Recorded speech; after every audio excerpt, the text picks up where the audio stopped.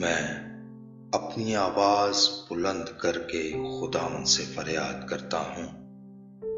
मैं अपनी ही आवाज से खुदावंद से मिन्नत करता हूँ। मैं उसके हजूर फरियाद करता हूँ। मैं अपना दुख उसके हजूर बयान करता हूँ।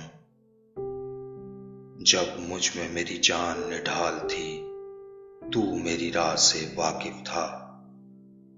जिस राह पर मैं चलता हूँ उसमें उन्होंने मेरे लिए फंदा लगाया है।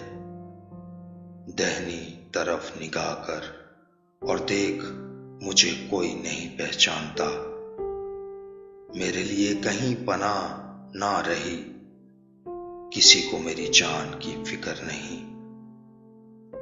ऐ खुदावंद, मैंने तुझसे फरियाद की। मैंने कहा, तू मेरी पनाह है और जिंदों की जमीन में मेरा बखरा।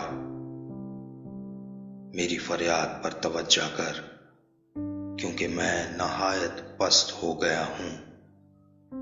मेरे सताने वालों से मुझे रिहाई बख्श, क्योंकि वो मुझसे जोर आवर हैं। मेरी जान को कैद से निकाल, ताकि तेरे नाम का शुक्र करूं।